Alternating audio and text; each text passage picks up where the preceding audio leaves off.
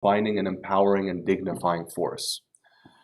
So the confidence, the intelligence, the strength displayed here in this debate by Prophet Ibrahim, in the debate that in the confrontation that is to come by Sarah, his wife, who is in that story the one who is speaking, the one who is confronting, the one that is primarily targeted, and displays incredible strength as a believing Muslim woman and a strong Muslim woman in confronting this. That cannot be understated. It cannot be ignored. It's also a great responsibility on the shoulders of youth leaders, of mentors, of MSA leaders, of teachers. Alhamdulillah, we don't try to make people follow us, trying to have people follow the Prophet Muhammad ﷺ and the righteous in general. It is praiseworthy to attach people to figures that have passed away, rather than over-attachment to living figures, because those that have passed, it is known how they died, whereas living figures are still prone to error. But ultimately, without any of those unhealthy extents to calling people to being attached to yourself, the reality is you are a big part of how people see Islam lived in your youth group.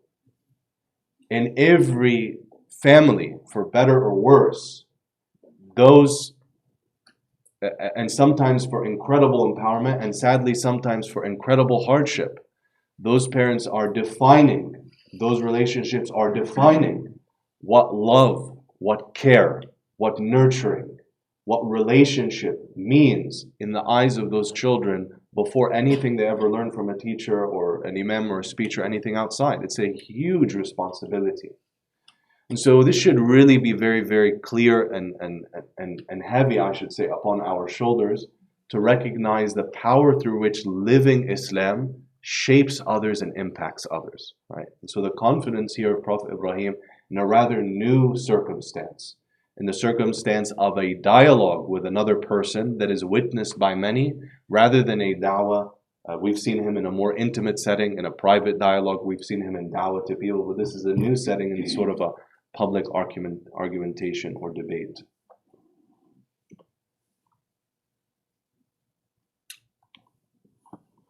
Now, Prophet Ibrahim starts the debate with, or starts the argument, I should say, with a claim. And it is inferred from the verse that likely the king asked him, "Who is your Lord?" Okay? Who is your Lord, or who is God? So how did Prophet Ibrahim reply? The Allah subhanahu wa ta'ala does what? Gives life and causes death. How did the king respond to this? I do the same. And what did he do?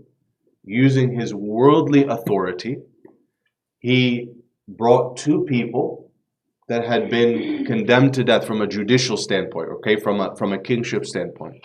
And he said, you're pardoned, go free, give him life, and you execute him. And they killed him. So he said, I give life and I cause death. And we're going to pause the verse here. I'm going to ask you to turn to a small group, maybe 2 to 3 people, 2, 3, 4 people. And infer, this is going to be a quick exercise, just in a couple minutes. I want you to ignore how the king responded and analyze for yourself for a third party. How did Prophet Ibrahim alayhi salam mean what he said? How did the king respond, and why? I want you to get at the intention or your best judgment about the motivation for how he meant or specified what he said and how it's different from what Prophet Ibrahim. So why don't you pull out everything between the lines? That's what I'm looking for. Quick 2 to 3 minutes, okay? So turn to a small group, look at just that part of the verse.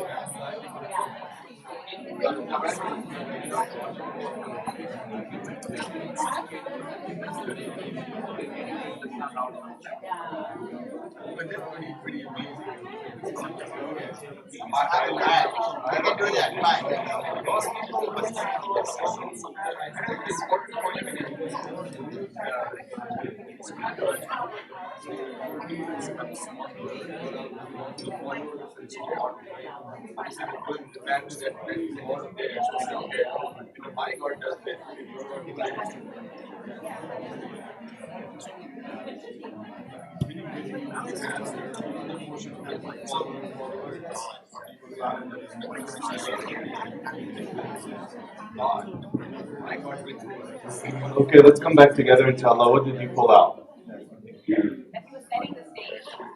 Okay, so one group suggested that he was setting the stage, meaning by say again? Okay, so open the dialogue. Anybody else approach it in a similar or different way?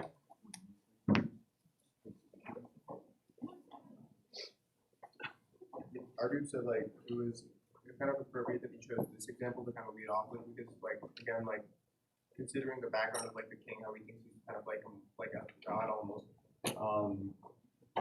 There's so many like different examples that you could kind of lead with, but like the fact that Ibrahim decided to choose life and death, something that like no other human being might consider except like maybe this person, but like even then it's like something that only like Allah can control.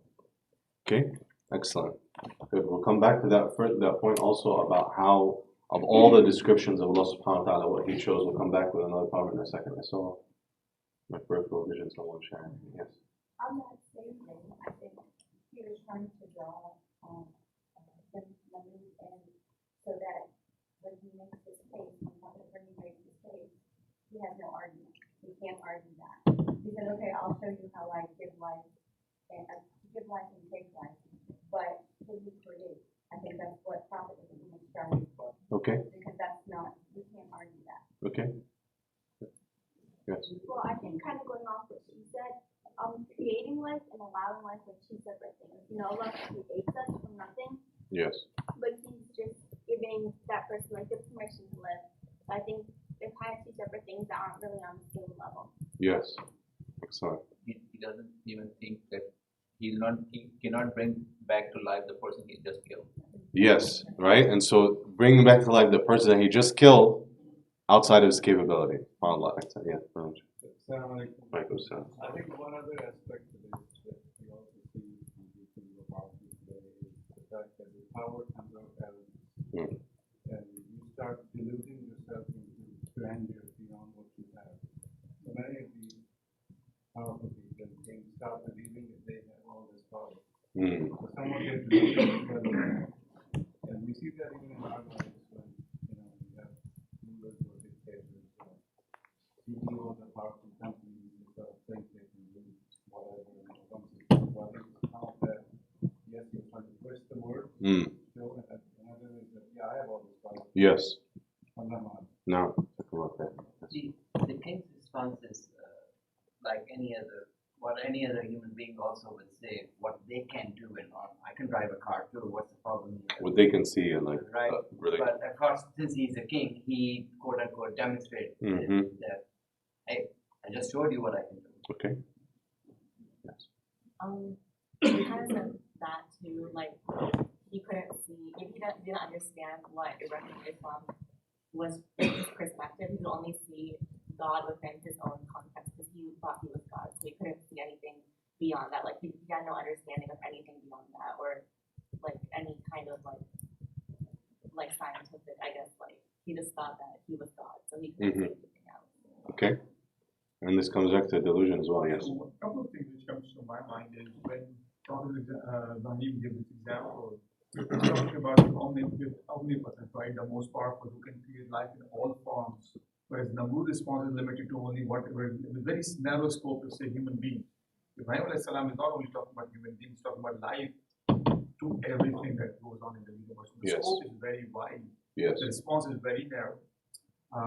So I mean that is obviously one not be different. The other thing which I also noted was Allah creates so many things. Allah creates the mountain, right? So but that example is not that sometimes not relevant to me if I'm away from mountains. And life and death is something that almost everybody experiences. So it's very near and close to everybody. The example is very relevant, can be attached to people. I mean, it's very No. so. Yes. I'm not sure if this would hit the same thing, but along the same lines. But perhaps showing like such an extreme example of how he gives life and death is also like intimidating him to a point. So whatever he's going to say afterwards, there's already the threat that I could just execute you into somewhere. Jazakumullah khairan. Did everybody hear that? Yeah. Right? And so the use of it's to be expected that there is a subtle message here of power and intimidation. So those of you that were at the college Qiyam the other day, we did a little activity with a negotiation, right, in a case study. And what did you find happening during the negotiation? Apparently everybody forgot. So as part of the setup, there was a lot of yelling, right? But we didn't put that as part of the rules, but all of a sudden, as part of the negotiation, the people with all the money and so on started saying what? That's ridiculous, and going like, why? That activity was meant to simulate what you're going to find in real life. Some people are going to intimidate and put a show on, and part of effective argumentation is to not be swayed or moved by those things, not to react with rage, but also not to lose one's mind, right? And so that's really important to pull out, right? The intimidation, yes. Sorry. Was it the same thing you were going to say? Yeah. Well, no, actually, I was going to say, I kind of think that Rabbi Ibrahim was, the stories of Nimrod, right?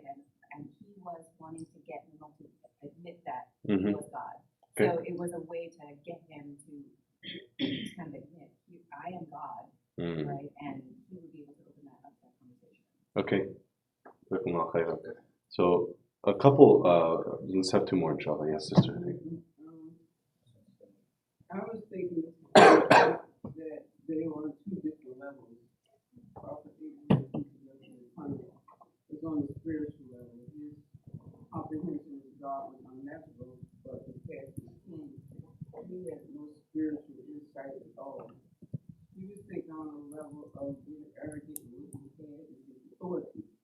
The prophet Abraham teaches us the conversation about God and the hereafter, where we could not even see or imagine his greatness. He was just thinking about his arrogance and his position. And I also thought that made me think about the other lesson that we had with Prophet Abraham when he came to teach about the idols. People had to give up a lot in order to accept the truth. And in this case, he would have to do the same. That he had so much, I mean, that admission would be an admission of weakness and vulnerability that he would have to be willing to give, to be vulnerable in that way in his dunya and his kingship. Oh, one more time. On the same level, like when he discusses that he kills one person and gives life to another person, then Ibrahim alayhi salam thinks that it's no use talking about this, and he completely changes topic of, can you bring the sun from the west? Yes. So it's kind of, he wanted to prove something completely different, that just not this simple thing, and he was like at a different level of discussion there completely. Okay. And so tying this to the setup of I want to, as you were listening, I want to make sure you caught the three main possibilities of how the conversation was set up, essentially. Prophet Ibrahim alayhi salam had the opportunity, when you ask who is Allah, that is such a broad question to answer, and he chose very deliberately how to answer it. Now, this answer is something that is understandable to young and old, understandable to believer and disbeliever, to Muslim and people of other faith traditions and people of no faith tradition. He defined Allah subhanahu wa ta'ala by one of the most foundational things that escape human capability and that no one can push away, which is life and death.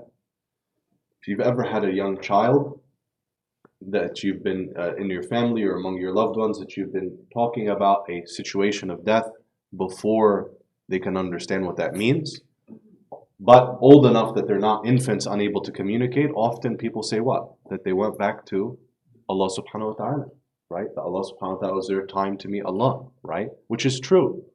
It's very true. At that age they can't understand everything, but from a youngest age we understand that there's something special which escapes any human being to push away, to control. Okay? So it is a genuine comment. It is a real comment. It is an insightful comment. The Quran does not explicitly tell us the intent of Prophet Ibrahim and whether he was surprised by the reaction. Specifically, three possibilities were just suggested. They're all close, but important to dissect. Number one, that Prophet Ibrahim mentioned this as a clear hujjah and a clear proof, hoping, even if it was far-fetched, that this person would see the truth and submit to it, or at least that others would submit to it. There is no clear evidence that he assumed a rejection, right? And in fact, even when we can learn from other verses as well, when Allah subhanahu wa ta'ala sends Prophet Musa to Fir'aun, right? Although it's very far-fetched, very unlikely, it is not assumed that this is going to fail. He puts in a genuine, honest effort to Pharaoh, although of course if Pharaoh rejects, the other people are not beyond help either, right? And so I think it's important to emphasize that it would not be well evidenced to say this is an act or just it is setting up a conversation, but and nobody here suggested that, but I'm just being clear so that we don't get confused by what's outside, to suggest that it was just a show or a setup for others. No, this is a genuine connection and effort. Even if the person in front of me is unlikely to accept, still, I'm not God to judge his heart to be beyond hope. And there's a similar passage in Surah Ash-Shu'ara, Surah number 26, verses starting with 23. You can turn to it, inshallah. We'll take a moment here. This is a conversation that occurs in the court of Pharaoh. قَالَ فِرْعَوْنُ وَمَا رَبُّ الْعَالَمِينَ. And Pharaoh asked, who is this Lord of the worlds? So Prophet Musa alayhi salam now has an equivalent opportunity in a longer dialogue, and he starts by saying, the Lord of the heavens and the earth, if you would only believe. Pharaoh initially reacts with mockery. He says to those around, قَالِ مَنْ حَوْلَهُمْ, do you hear this, right? The inferences, do you hear this craziness, this nonsense, or how foolish this is? And then Musa alayhi salam takes it from the lordship of the heavens and the earth to his power over them. He said, your Lord and the Lord of your forefathers before you. You can see the intimidation factor ratchet up with Pharaoh. Because now he's not smiling. He says to the others, this messenger that's sent to you is insane. So he starts trying to discredit Musa alayhi salam. But notice that the intimidation is ineffective with Prophet Ibrahim. It is ineffective with Sarah alayhi salam. It is ineffective with Prophet Musa alayhi salam. He sticks to message. Says the Lord of the East and the West and what is between them. If only you would understand. At which now Pharaoh is so threatened that he has to directly threaten the Prophet Musa alayhi salam. And he says, if you take a Lord other than me, then I will imprison you. So he wouldn't be threatening him if he wasn't worried about his message, if he wasn't challenged by his message. And so you see that how he very consciously chose how to relate his iman to Allah subhanahu wa ta'ala with the people that were in front of them. One in the court of Pharaoh, one in the court of An-Namrud. Coming back, we said possibility number, the first dimension, if you will, is the direct address to Namrud, right? And it is possible in this first dimension that Namrud was so deluded by his power, so ignorant and foolish, that he truly did not understand the meaning of Prophet Ibrahim. In which case, we have to understand that Prophet Ibrahim would be surprised by the response. You see what I'm saying? Let me say that more clearly. Prophet Ibrahim is saying, my Lord brings life to death. How might a Namrud react if he truly understood his meaning? If he understands the meaning of Ibrahim, will he say, I give life and death? No, he won't. He might threaten him. He might recognize the error of his ways. He might ask a question. But the way he responded does not show understanding of what Prophet Ibrahim said. This could be due to utter ignorance, or it could be due to playing dumb. I want you to catch both of those dimensions. One possibility is that Namrud is so deluded by his power that he's literally blind. He's blind to the difference that his command in his little court, in his little corner of the universe, has nothing to do with the utter power and grip of death over all humanity that can only be controlled by one. Understand that non-Muslims understand this clearly.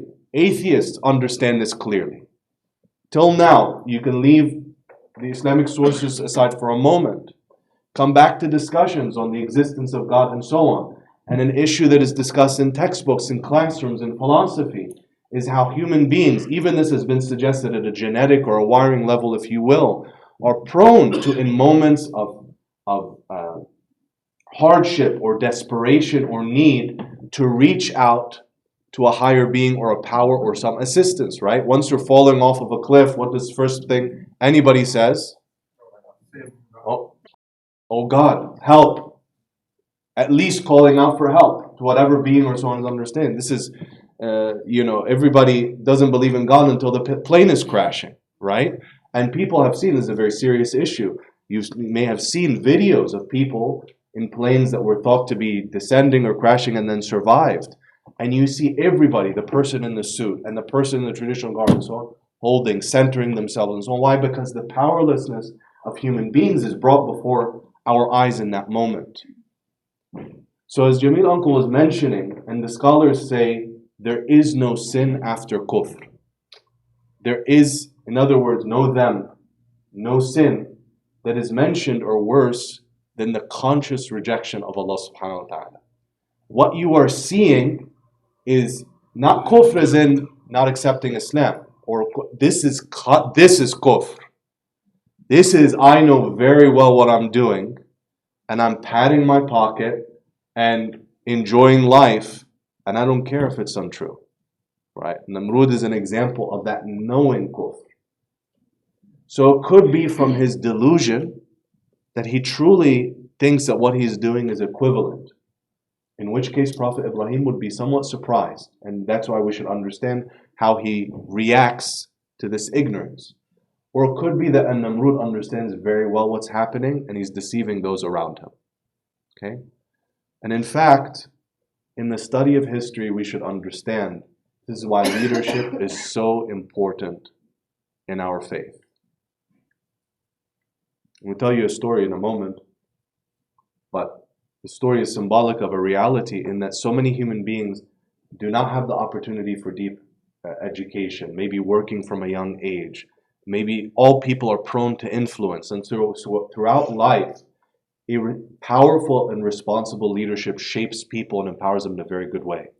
But irresponsible leadership takes masses behind them that are unempowered or powerless to stop it, right? And so Namrud could be doing what he's doing based on a calculation. He understands very well what's going on, but he understands the people around him aren't going to know. And so he's going to play dumb back. This is the second dimension. Should not be lost on you. A reflection on the first.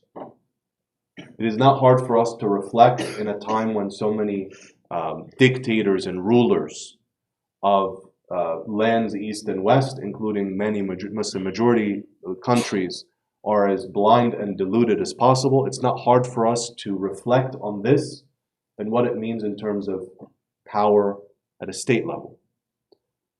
But at our level, a very serious issue that happens with many Muslims is the creation of our little fiefdoms, corners of power, where we delude ourselves as well. This is very real. This is very real and alive in our community. It is alive in virtually every single one of our family and friend circles. And there is a dimension of it in each of us that must be controlled and regulated, and we have to be self-aware of it. This power is incredibly corrupting. We have not been given power over the kingdom of Namrud, but we do know what it means to be given power in the context of a household and use that power in the most abusive and worst of ways. We know what it means to become so attached to an organization or a group or whatever that to get that seat, to get that power, I will burn everything in my path. That is not foreign to any of us.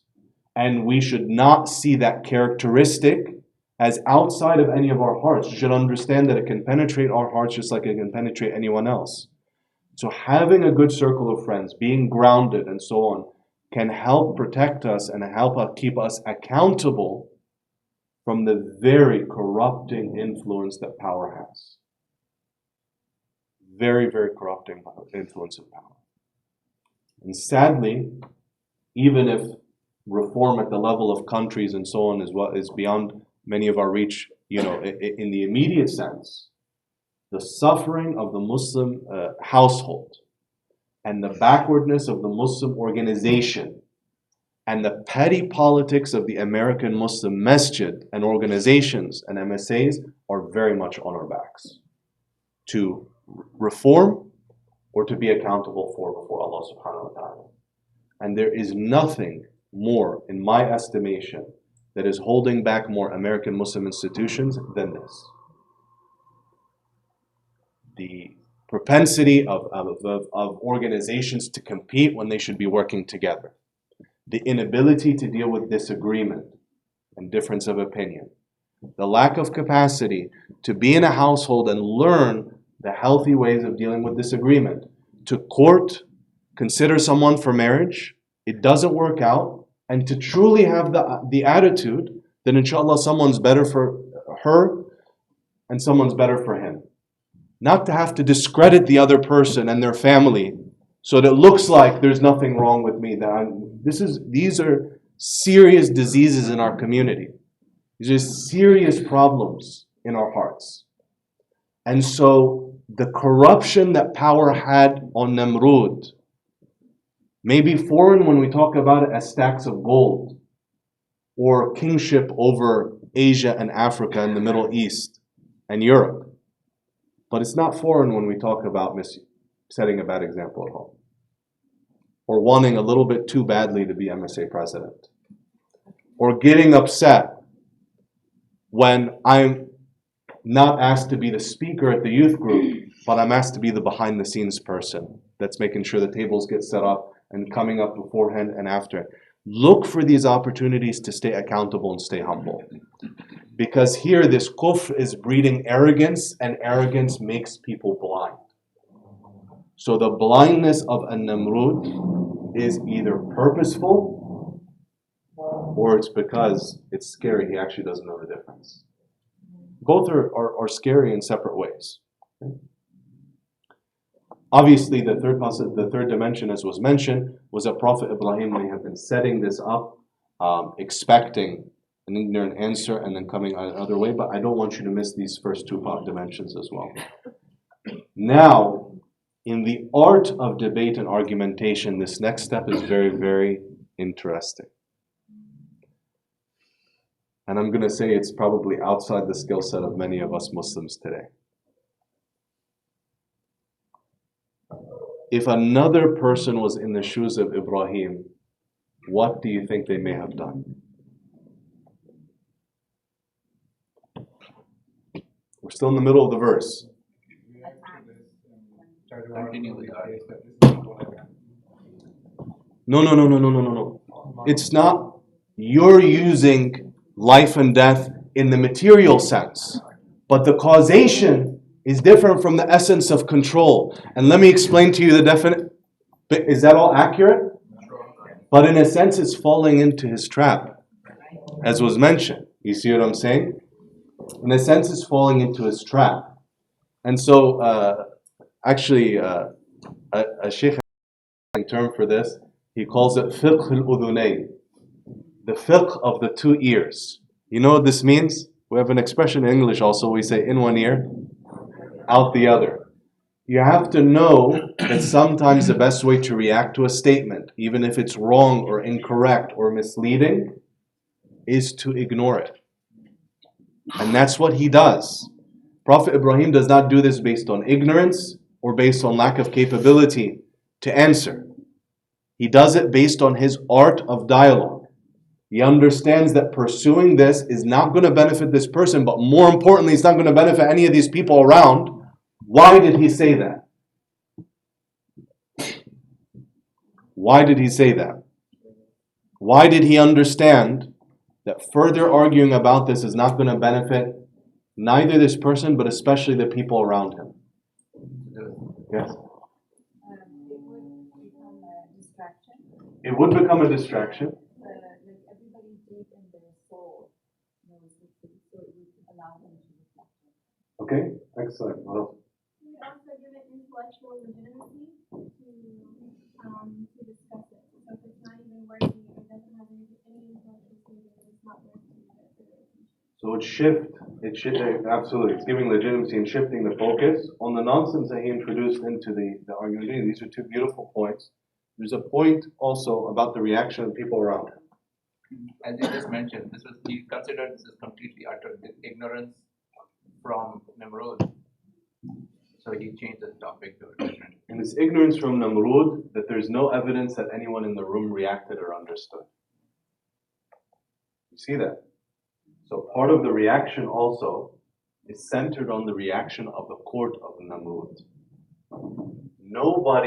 There's no evidence that anyone in the room stopped or protested or understood this difference.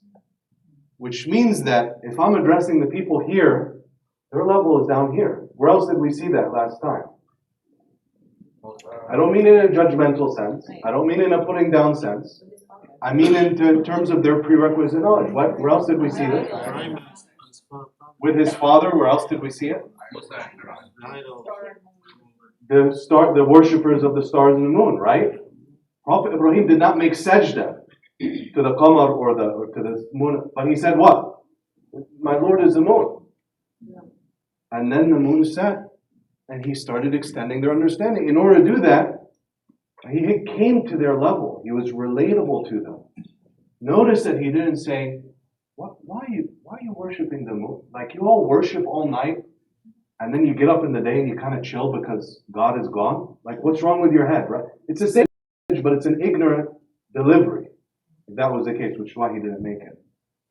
Now, in this, many scholars indicate that Prophet Ibrahim shifted this dialogue.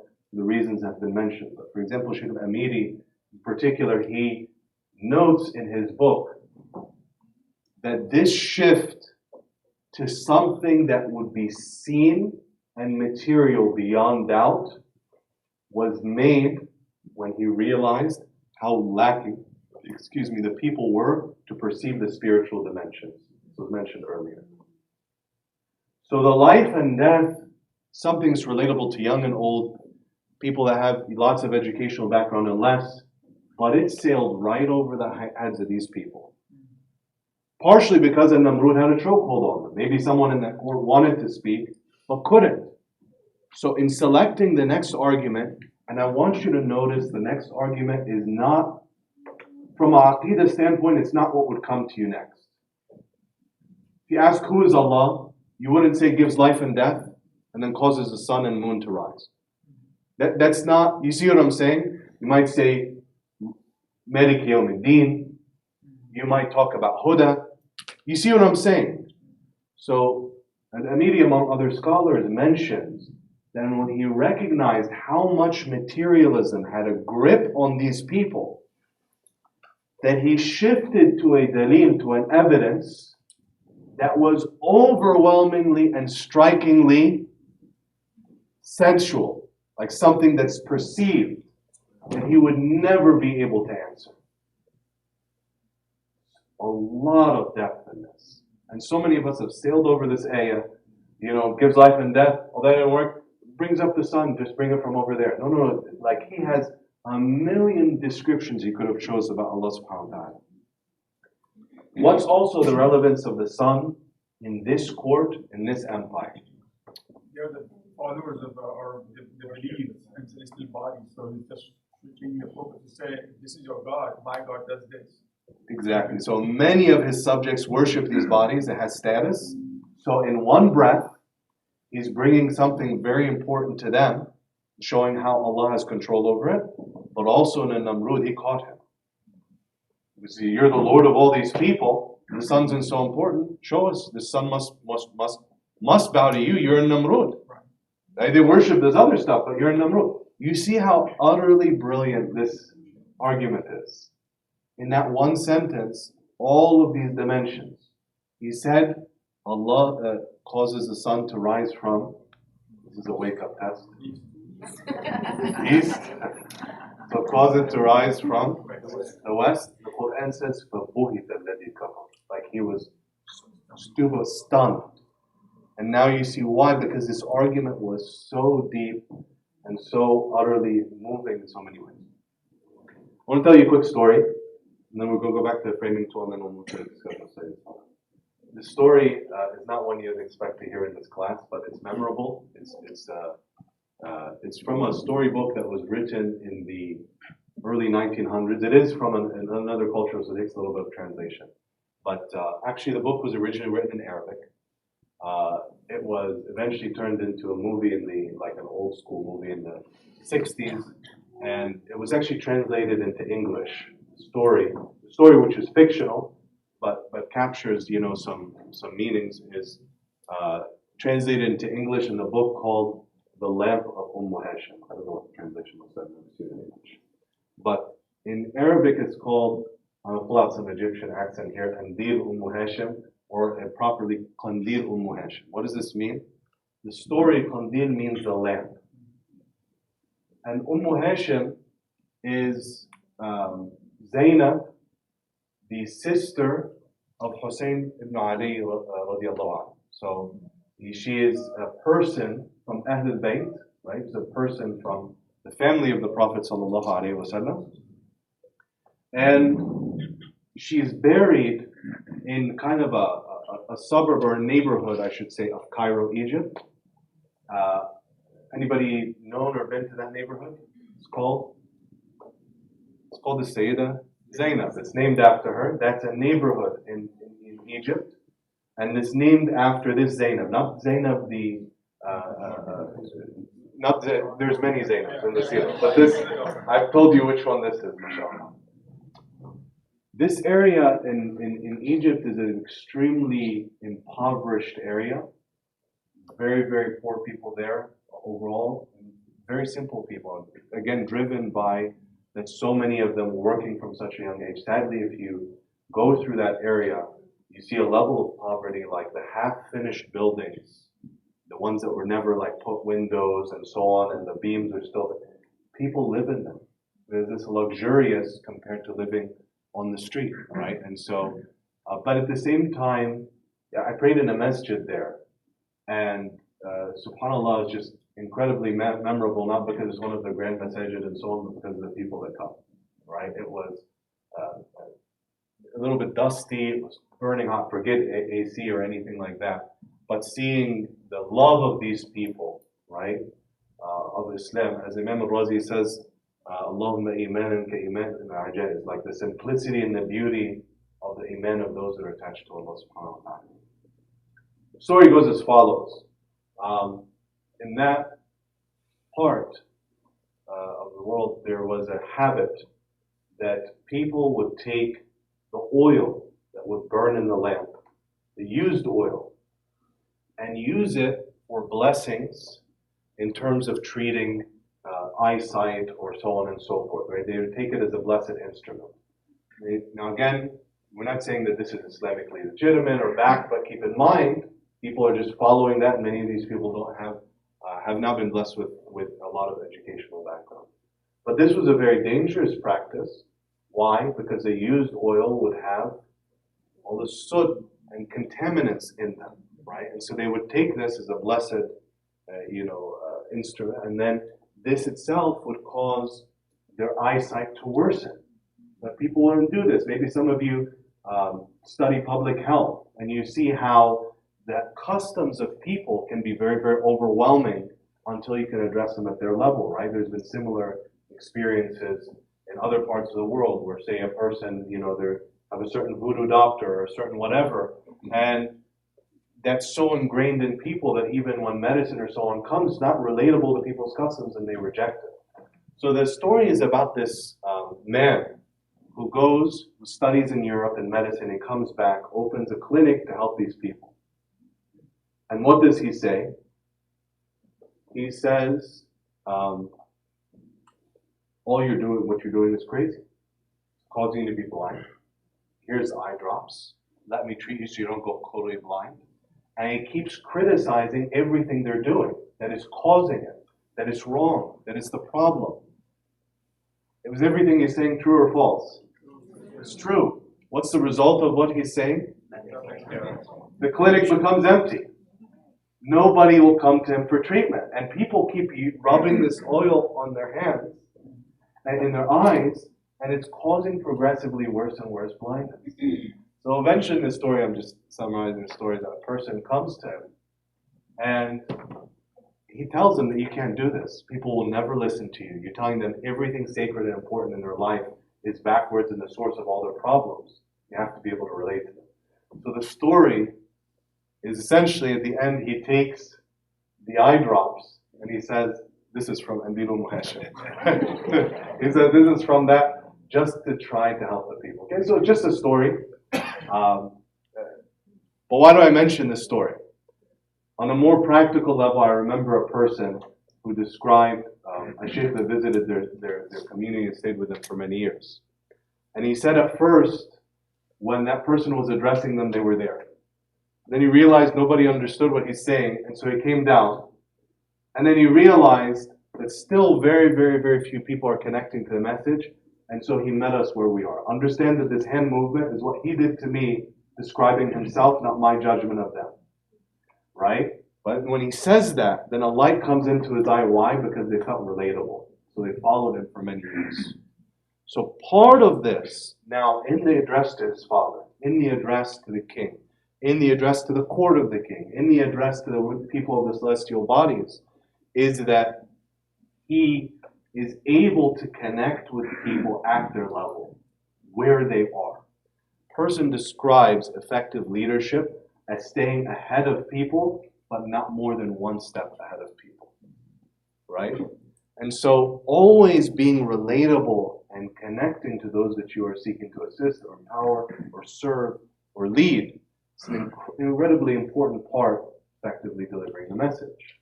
We have to criticize ourselves. When we address others, when we talk to that youth group, when we're in that classroom, how are we forming and fashioning our message to be relatable to others? When we say, oh, Allah subhanahu wa ta'ala, said something that means, and you say this, and you give a very poor quality English translation of the meaning of the Quran. Is that because we're too lazy to prepare to get a proper translation, understanding that a huge part of your audience, that's going to be their whole door through which they access the Quran? When you are peppering jargon and terminology and this and that, is it to flex intellectual muscles? Or is it because it's necessary in that context? And you're giving it also the appropriate amount of definition or description, right?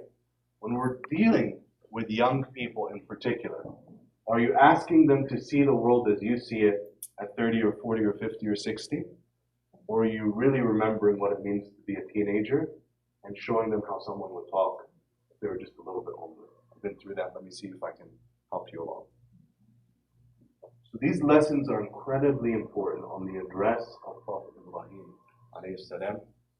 I want to take a few moments right now, inshallah, small groups, and ask ourselves the questions from all of these stories. What is something that you can take away from these addresses and bring into your life on how you communicate, serve, and lead others? Okay? And I want you to pick something, at least one thing, that you're going to be accountable to for a small group of people, inshallah. So take about a minute, reflect independently, and then I'll call time in a moment, inshallah, and we'll make those commitments together, inshallah.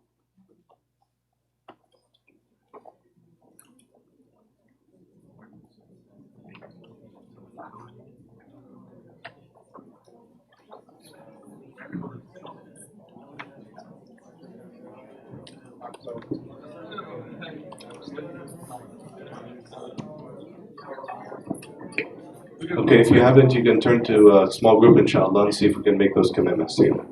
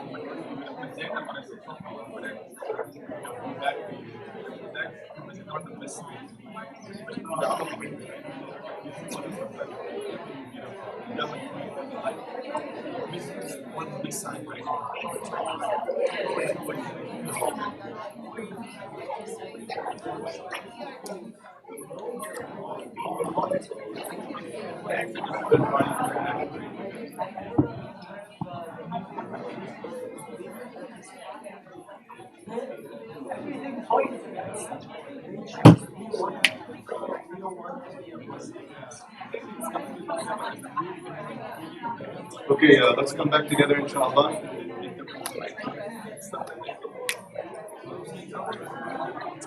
We make some good commitments, some good actionable commitments, alhamdulillah.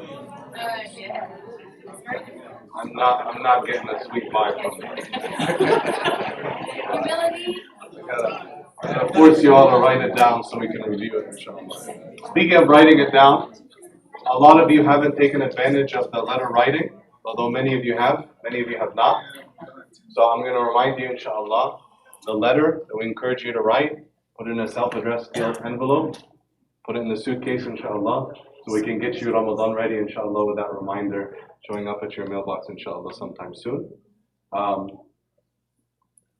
I want these reflections to be really personal, really poignant, really powerful. It's part of the reason why we talked about the framing tool, and we're showing you applications of it time and time again. Again, this is not so you can see oneself as over others or others as uninformed or ignorant. It is because we as a Muslim community have lost touch with how to talk to one another, much less how to talk to others. Really, it's a huge problem.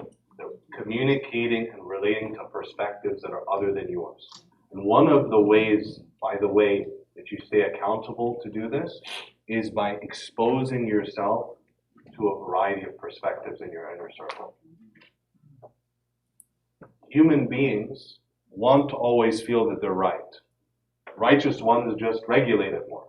But people are prone to confirmation bias, to seek out evidence that reinforces their worldviews, and to interpret things that make them feel that they're right.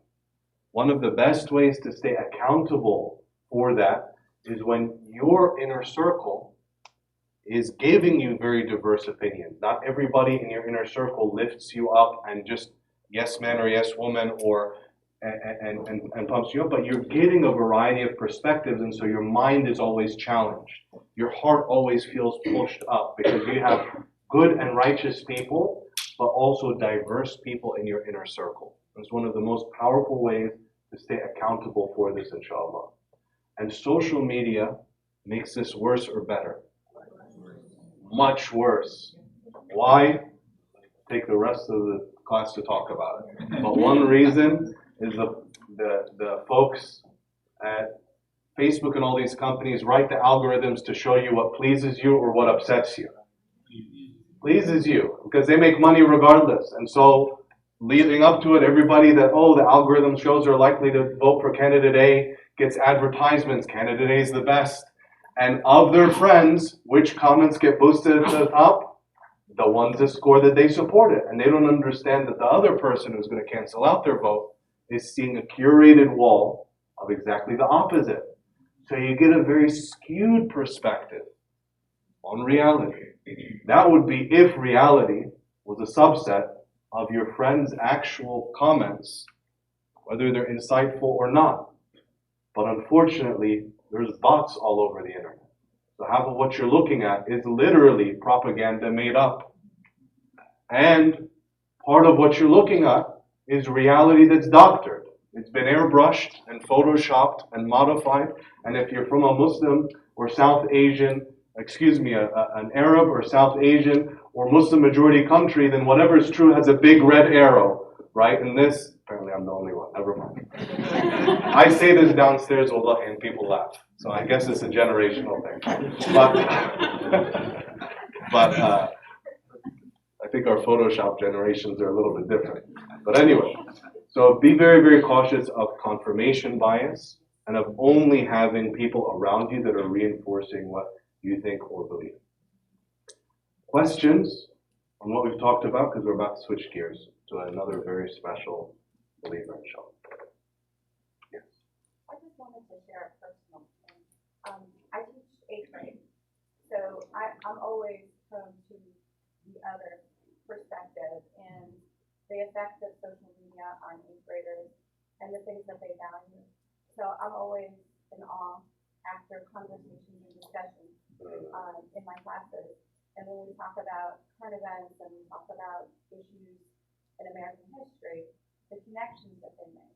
They have a lot of information, but, and I keep telling them, the internet is a source of a lot of information, but half of the information that you're getting isn't of any value. So we go back and forth on that, but the perspective of a middle schooler is very interesting. It's like a window into the generation that's coming up, and it's very serious. So it's like the way we deal with our, in my case, my students, their children who are teenagers, even when they're younger, and understanding the effect of social media on the way they think and act, that's major.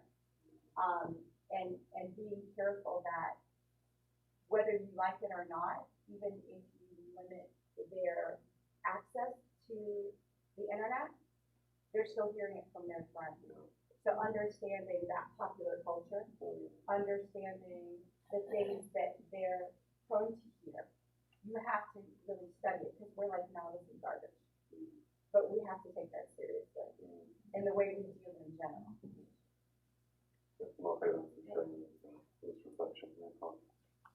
Other questions or comments?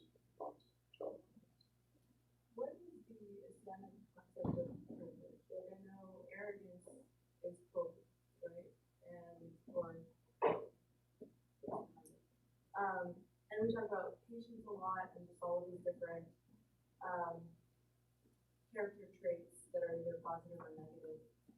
And I noticed that, especially in the verse that we reviewed, one of the things our group brought up was the fact that this ruler just has the privilege of never being challenged, and that very much contributed to his blindness.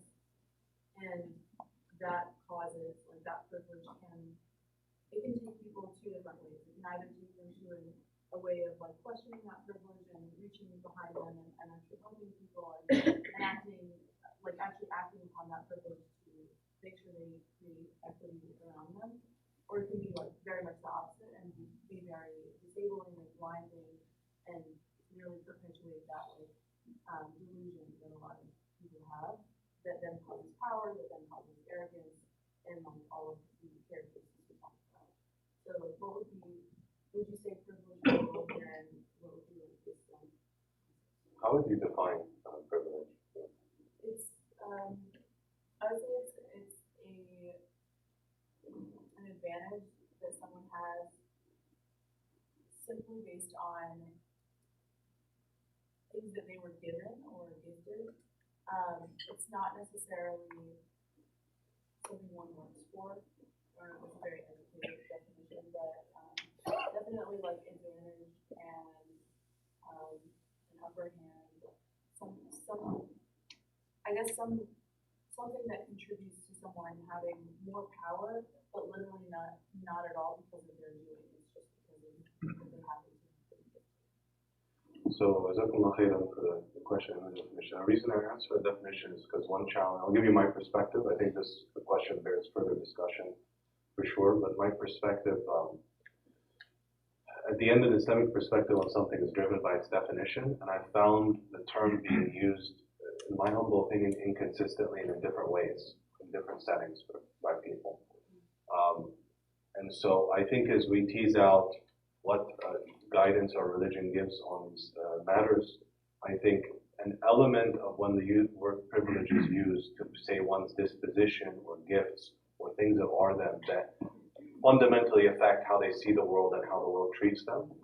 This is very much part of our religion and something that Allah subhanahu wa ta'ala compensates for in terms of edge, but also something that we're called to have self-awareness for, right? In this country, for example, throughout its history and now, the way the world is seen and the way America treats a white Anglo-Saxon Protestant male is very different in many respects, smaller and large, from others, right? The issue of gender, the issue of other things that are part of how Allah created us, that self-awareness is reflected in many texts in our deen, right? And so sometimes specifically, the Prophet ﷺ, for example, in his address to Abu Dhar, when he said that this responsibility in leadership would be a source of regret and sadness on the Day of Judgment, this shows you that Abu Dhar was an amazing person, an exceptional person, but the Prophet ﷺ did not see him fit as that application. That part of how he was assigning people was their qualification, but part of it also was that in the kind of present years, or in the religious presence, or the righteous people from whom we take examples, people that were coming from different walks of life, different belongings, and so on, were bringing a diverse perspective in a way that can never be compensated for by qualification. In other words, going and visiting a place that is less affluent. If you're in Cary, and you don't know that there are parts of Cary that are actually poor and struggling and may be different from your neighborhood, or seeing what Raleigh looks like in its different corners, that experience will make you more informed than if we're in our comfortable bubble. But it will not give you the perspective of those that have lived the experience. So in our deen, even in, say, courts, the witness of people on experiential matters is preferred to people that might be more knowledgeable or qualified in another thing, right? And so that is an application of what I think in our times would be called privilege. In the fiqh books, it's not called that, but it's called, Arabic equivalent terms. I personally, I'm sharing with you my perspective, not some exclusively Islamic thing, that I think there is a danger with this term, with the commonness that it is used now, perhaps to right a wrong that was there. I think there is a danger to apply it to uncomfortable situations where there are different perspectives and a person is quick to dismiss the other through the application of that thing. So for example, there was one particular room where there were two this is not in this community, just to be clear. And there were, two groups of people that are not talking to each other and so on and so forth. And literally, somebody like half the age of some of the other people, or age of their fathers and mothers, like sitting, like saying what they want without impunity. The foot was literally in the face of other people. And they were talking about how privilege is had because that person has a title or whatever. I was like, this isn't privilege, this is a room that people don't have to talk to each other. You see what I'm saying? And so I think there's a danger with that term.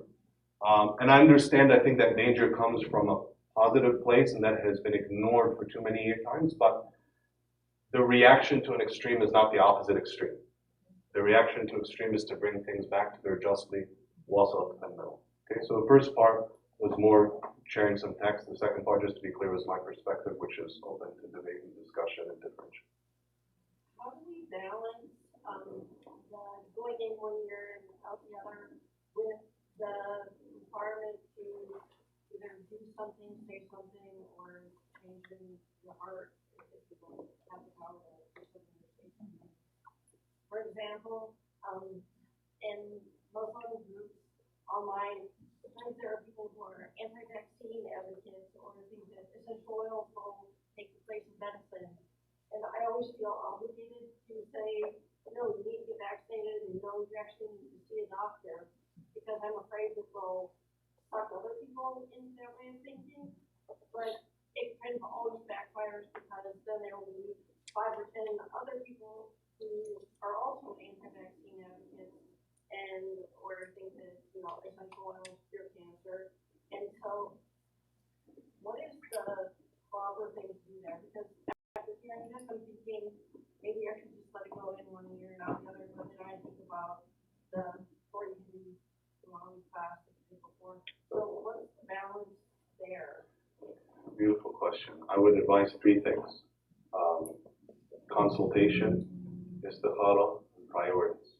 So there's a danger, which is why I've been prefacing every time I do my hands or say them and so on. There's a danger in misapplying this in a way that is arrogant or judgmental. That I start taking things in here and out the other because I don't want to hear it, because I don't like that person, because that person is younger than me, they're not qualified to advise. So how do I protect against that? 3 things that come to mind. Number 1, mutual consultation. Particularly in matters, and this comes back to privilege, particularly in matters where there could be a share for your nafs, meaning your ego, you should always consult before you make a decision.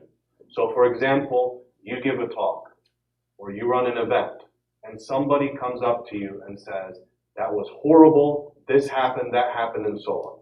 As a human being, it is very hard to differentiate between genuinely hearing that feedback and being like, I just gave this talk, you're insulting me. You see what I'm saying? There's an element of that that wells up. How do I quiet that element? 1 is to consult with others. So whenever you're in the forefront, if you will, whenever you're in the focal point and somebody gives feedback, consult with people who weren't in the focal point or don't have something at stake. You will get very valuable advice. So if that advice reinforces what you're saying, then you have more evidence to say it's not ego-driven. But if not, then you have a chance to check yourself before you wreck yourself. You see what I'm saying?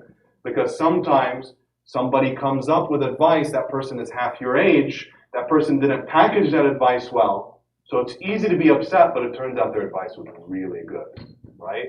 And particularly in email and on social media, a lot of advice is like this. It's hard to tell apart good stuff that's expressed ignorantly versus ignorant things that are expressed ignorantly, right? And so consulting is very helpful. Number 2, istikhara, which is a dua for divine aid, essentially.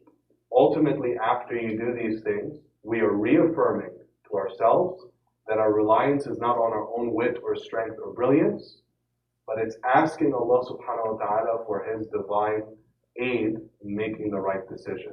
The Sahaba narrate that they used to make, the Prophet used to teach them istikhara even in minor everyday things, like just decisions or what to buy or whatever. So obviously for decisions on how to act and so on is very important. The third is, by the way, you can find that on an app like My Dua, 2 A's, or makedua.com, or search istikhara. You'll see it read and so on, and you can memorize. Very important dua. It is read after making 2 rak'at of nafil prayer. You make salam and then you make the dua. So literally something that can be done very, very easily as you're making decisions, that brings a totally different element into the execution of the decision. I've personally experienced, which is really amazing, like a situation where multiple times where we'll be doing a certain whatever, we have a decision, put in 150% effort, there's 12 people on it, there's 20 people on it, whatever. They make istikhara and they show up and like the thing gets derailed from who knows where, right? And subhanAllah, you say maybe Allah protected us or something, right? But like that divine element is very, very important. Number 3, priorities. So recognition that there are more worthy things to do than hours of the day, and particularly with information, as was mentioned, it's just everywhere.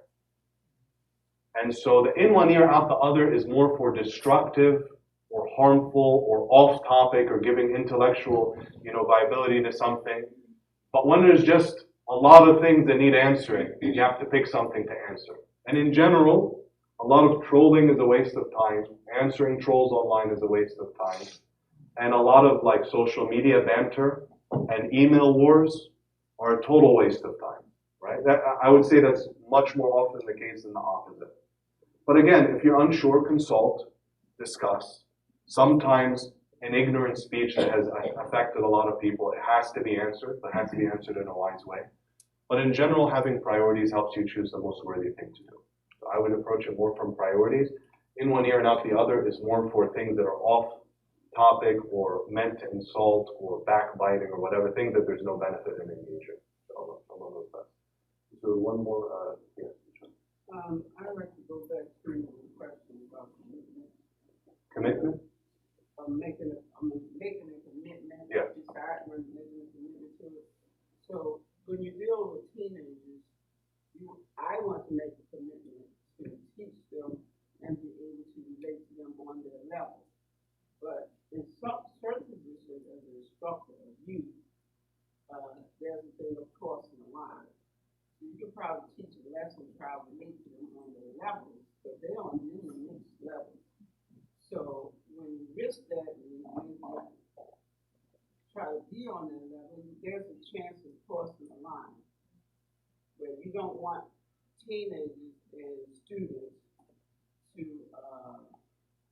lose the position of authority as a teacher.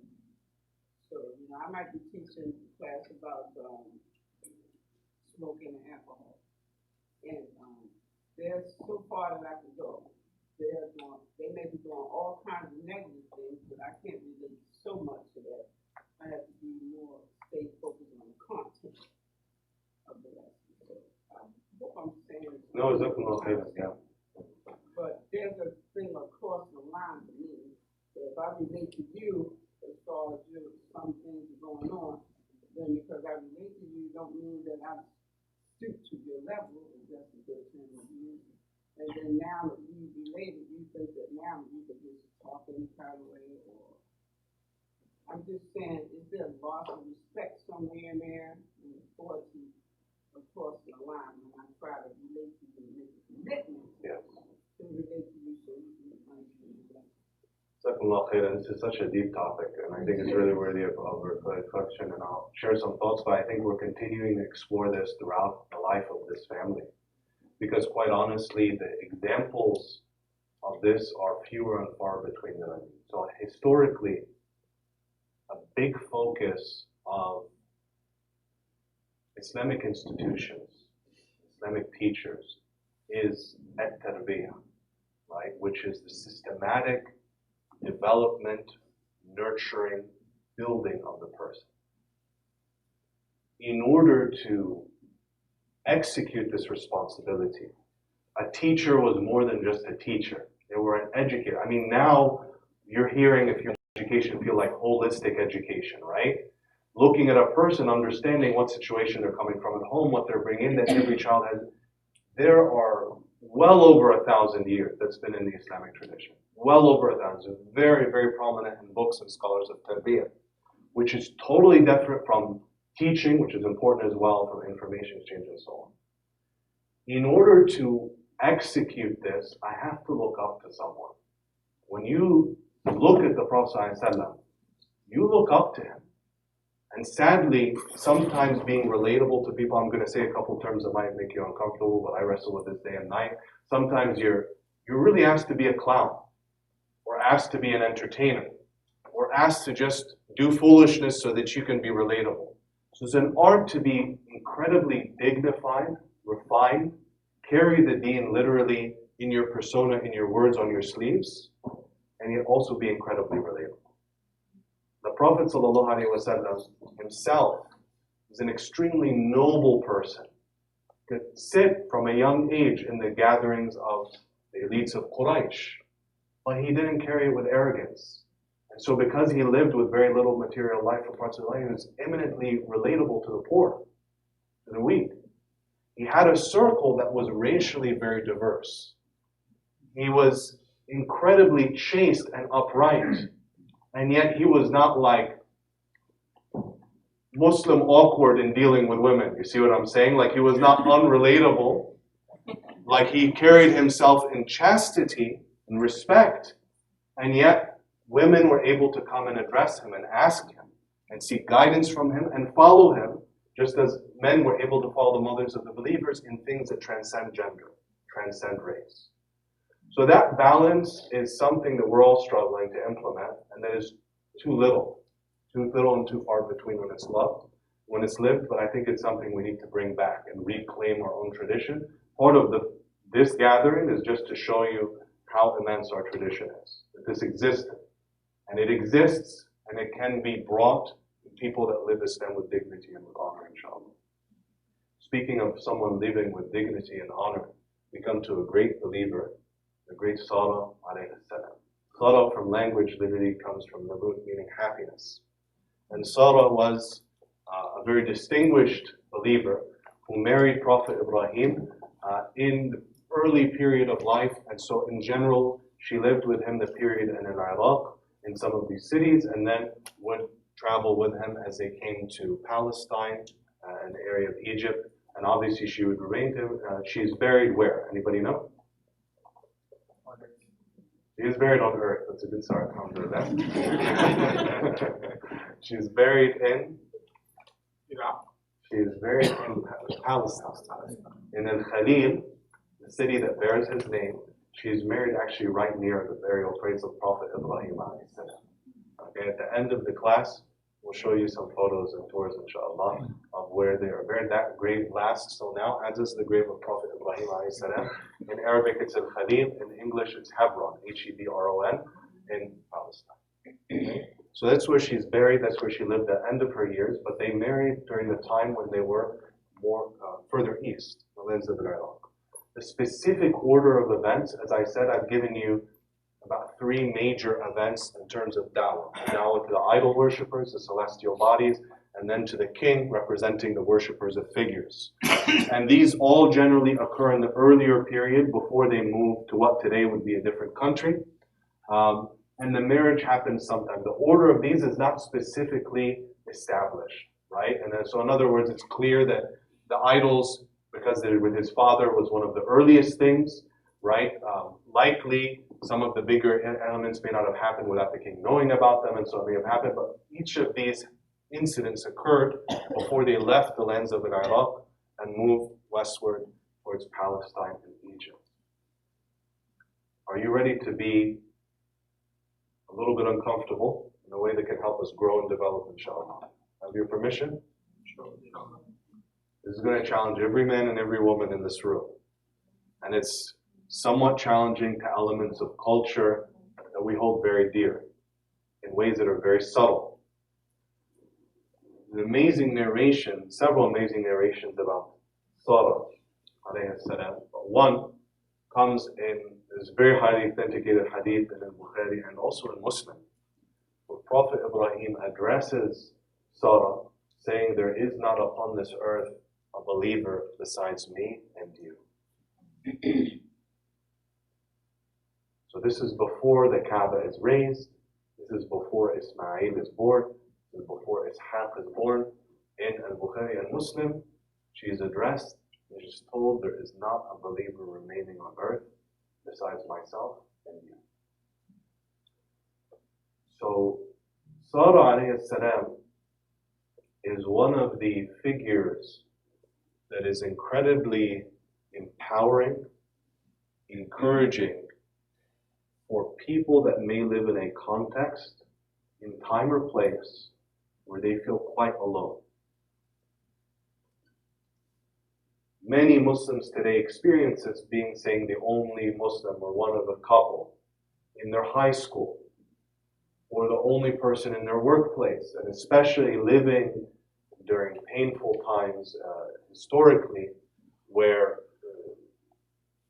Muslims, along with other minorities, are cast in particular ways, and then the echo chamber works day and night, so that a person judges you from afar before you've stepped a foot or said a word. That can be very, very painful. It can be very, very overwhelming, right? And that experience harms people, not just with the dirty looks or the harmful words, but all the way to the consequences of life and death. This is known in this community. May Allah subhanahu wa ta'ala shower rahmah upon them, our three winners, and this is known in so many, sadly, not only Muslims, but others as well. So the fact that these two lived to a time where they inspired people thousands of years. I mean, you understand how special this is? Remember we said, وَجَعَلْنِي لِسَانَ صِدْقٍ فِي الْآخِرِينَ. Remember when we talked about that verse? Make a mention, good mention of me in later generations. You understand this room is part of Allah's answer to that dua. That a couple thousand years later, people across the Atlantic Ocean in a little town called Raleigh that have never met these people, never interacted with them. Anybody ever visited in Khalil? I doubt, maybe one, mashallah. So a few, less than a handful of us have visited the place that they're buried a couple thousand years there. But most of us talking with awe and amazement about this family. It's really special. But in order to see that she navigated a time where she was the only believer along with Ibrahim on the face of the planet. It's very powerful. And it's important that we center ourselves in narratives, stories, and experiences that show it is possible to overcome adversity. It is possible to endure. I'm not just talking about as Muslims, I'm talking about values, principles, ethics, standing for the vulnerable, standing for the oppressed. And if you don't see it through, then it will be worth inheriting to the next generation in a place better than when you were there. SubhanAllah, the statement of Abu Bakr radiallahu anh, is it plausible that Islam would be weakened while I still draw breath? See, he took it as an individual responsibility. Me, Abu Bakr, is it possible that I meet Allah and wherever I found things, they get worse on my watch? He took it as an individual charge to carry a message and move it forward. If you don't move it to a solution, move it forward. Don't let it go backwards. And this is a healthy criticism I have for our generation. I think the younger generation, I like to say we're the young generation that are not so young anymore, but like to think we are. Listen, a lot of us need that push out the door. Wallahi, I have seen actions of da'wah. Wallahi al-azim, I've seen with these two eyes. People, the age of my parents or the age of the elders in the room, that are walking on a cane or a walker, wallahi, like carrying a whole element of a community on their backs, when you'd wish for anyone else to do it. And what's our problem? A lot of us are fast asleep at home. You need to push out the door. I know there's a lot of exceptions, inshallah, being formed in that room, but I want to encourage us to stay accountable to that, right? No circumstances, no hardship, no darkness is an excuse to not take an individual responsibility to move things forward. So she is really a symbol of that.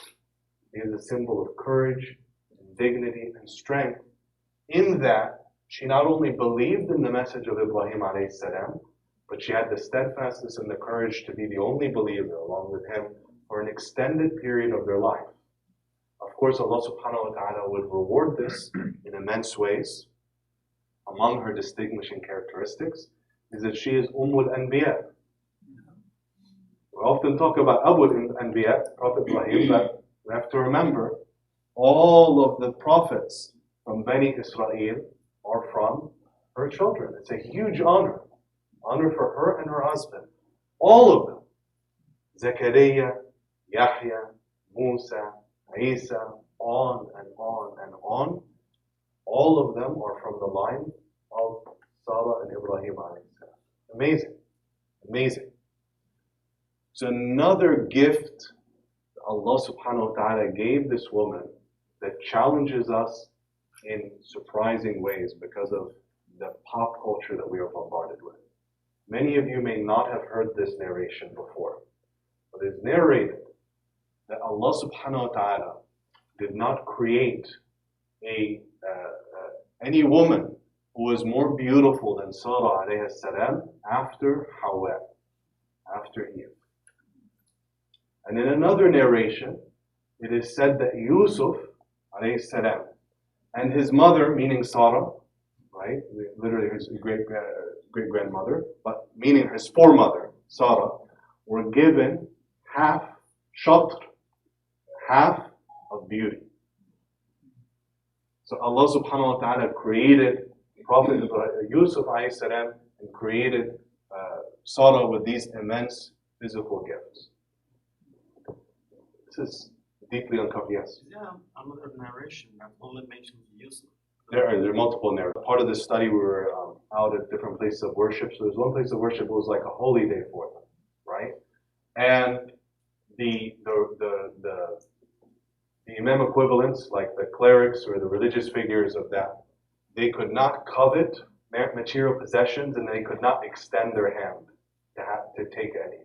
So they were, part of their practice was the rejection of dunya, essentially, in our terminology. But they could take what was given to them, the clothes on their backs or the food. And the day I was there was a day on like a celebration. And so walked into this hall and it was this magnificent food, like a beautiful table spread. What had happened was everyone had kept aside the best food that they had prepared that week for this feast. And then as the food began, people took the food, put it on the table, and then the clerics, or their equivalent of shiur, came in and ate. And they ate, after this period. Equivalent of, say, after Ramadan, after a period of fasting, we're eating. None of us ate. Neither the adherents of that religion, nor the guests, only the clerics.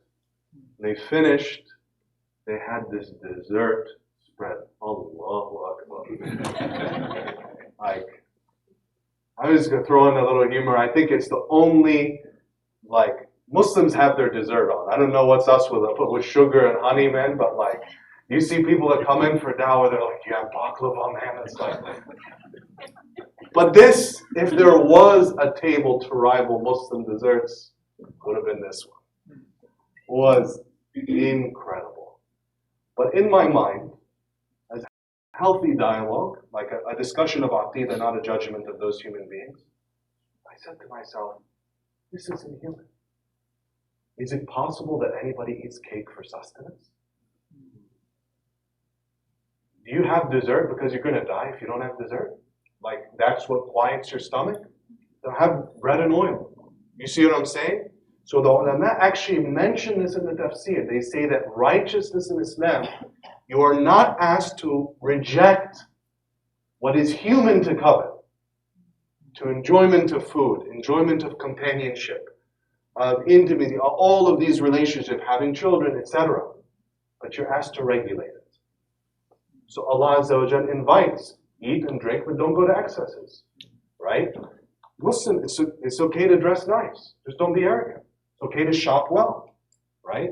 I mentioned to you before the story of the person that was mashallah, Allah bless him and bless each of you, like a multi-millionaire, but he had 2 shirts. Always come in with these tattered shirts, right? I mean, like a tie, but a messed up shirt. And I remember the sheikh was very qualified in fiqh and so on, doctor, blah, blah, blah. He told her, he said, what are you doing? Show the effect of Allah's ni'mah on your friend. Go buy a nice shirt. Give, but buy a nice shirt. That's not righteousness, right? And there's so many other examples. So I mention this because, and it's important, by the way, not to read in the diseases of our time. I'm just going to say this very explicitly. Don't read in the diseases of our time into texts. These are not hadith that have praised the beauty of women and objectified women. Why? Because the equivalents are right in front of our faces with men. You see what I'm saying? This is not a reduction of the value of this woman to the physical gifts Allah subhanahu wa ta'ala gave her. Why? Because it's all over in the narrations of men as well. But in the historical narration of events, priority was given to sifa and khuluqiyya, the description of character. But their physical descriptions were available, were narrated to us. And Allah subhanahu wa ta'ala created people differently. This challenges us some of the deepest practices in our religion. You know, in our culture. You know why? This is the bonus question for today. What does Adam mean in language, linguistically? Adam.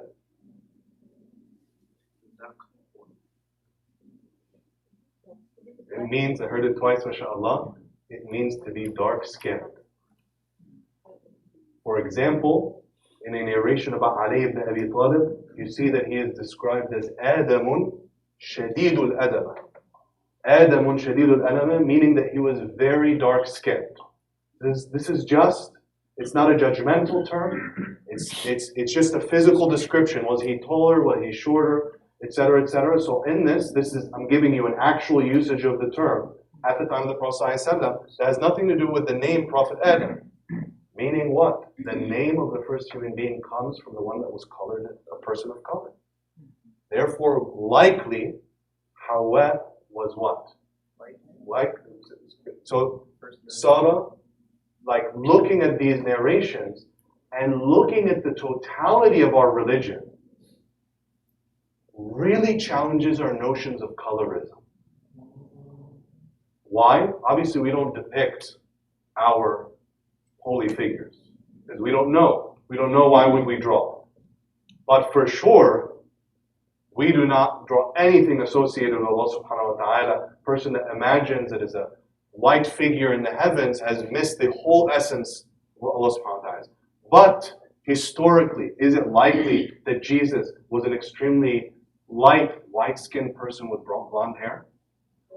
How many people from that part of the world have you seen that are that color? There's nothing, alhamdulillah, that's part of the beauty that Allah created, but let's be historically accurate.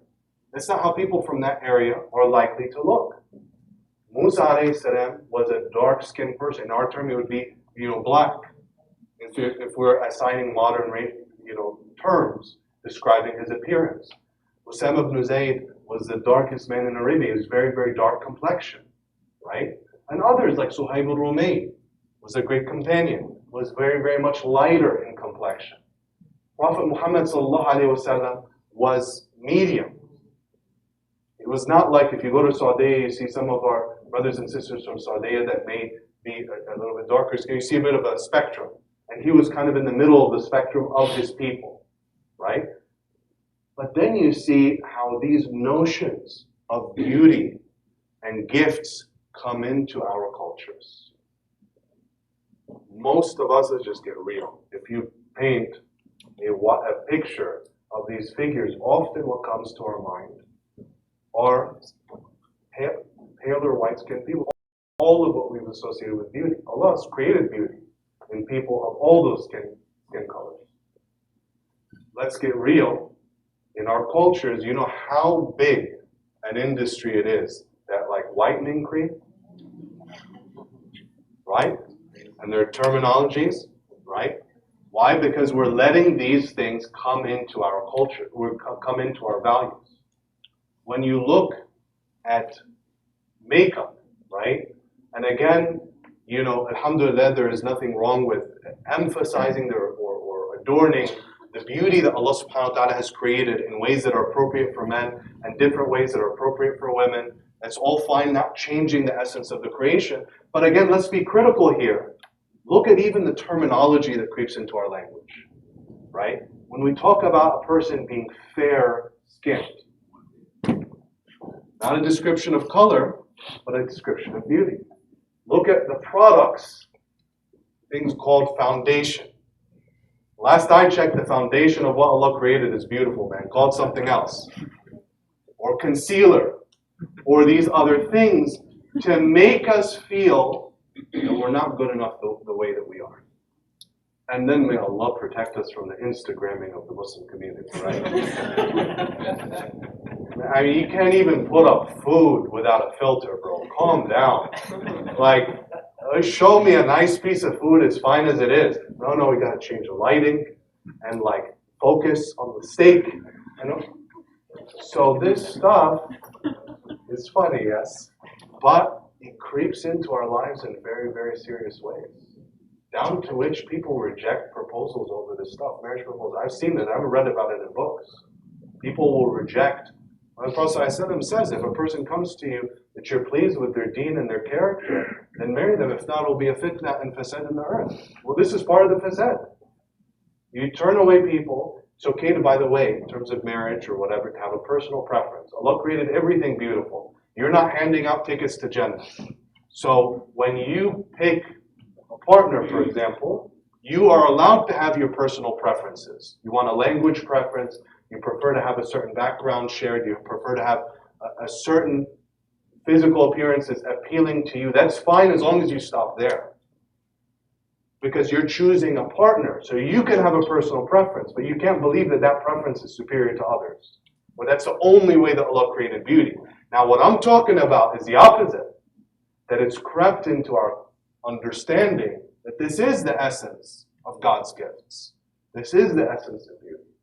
And this is really important, especially with those of you for young people, to relate to this in its spectrum. Now I'm giving some examples of the great physical gifts that Allah gave people. Some of our noble companions were also tested in the ways that Allah tests people, and that's empowering. For someone to have a speech impediment and to know that Allah subhanahu wa ta'ala gave someone better than you and I a speech impediment, right? Prophet Musa alayhi salam.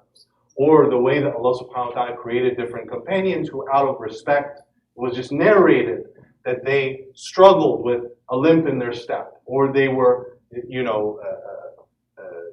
physically in appearance somewhat different than others, etc., etc., etc. It's part of that empowerment that Allah subhanahu wa ta'ala tested others in the way that He tests us. We should not judge or define people by that. So colorism is real, man, in the Muslim community. Seriously. Like, it's real, and we need to challenge it. And this is one of the narrations that challenges it most deeply, because some of these figures that were described in this manner were alhamdulillah, challenge our notion of what might come to the mind's eye from popular culture. By the way, Muslim sources are not immune from this issue. There was one book where the Prophet ﷺ in English is described as having a pearly white skin, right? That is just flat out wrong. It directly flies in the face. I'm not calling the author a liar, but not knowing, he may have tried to translate it and missed that a language is saying that he was, just like the narration that says he was among the tall, he was not short, and among the short, he was not tall, so he's medium. Also, a very clear description. So is that part of that culture challenging us as a translator that we make a mistake like that? See what I'm saying? And some of the other examples I mentioned. I'm so excited about this topic, I sailed past the end of time. So, alhamdulillah, I pray. I know this is a bit of an uncomfortable discussion, but I hope it was relevant, I hope it was moving, and I hope in particular that we continue to hold ourselves to a very high standard of having real and yes, vulnerable and uncomfortable discussions and accountability about these topics. Alhamdulillah, I'm happy to see a lot of these discussions rising to a level of national conventions, of discussion, of awareness. I'm very displeased that most local communities have lacked the courage or discipline or hard work to bring those values in reality on the ground. And I hope that's part of what we hold ourselves to, inshallah. We promised a couple quick things. So first of all, tonight, alhamdulillah, we do have the annual banquet for the IER. I really encourage all of you not to just be participants in this space, but to connect with others. I want to call out explicitly so that it's clear to you we view other masajid and other Muslim institutions as competitors in the same work, not as, as cooperators. Making sure you're awake. I've given this speech one too many times, as you can say, the past couple of days. So at least you're awake.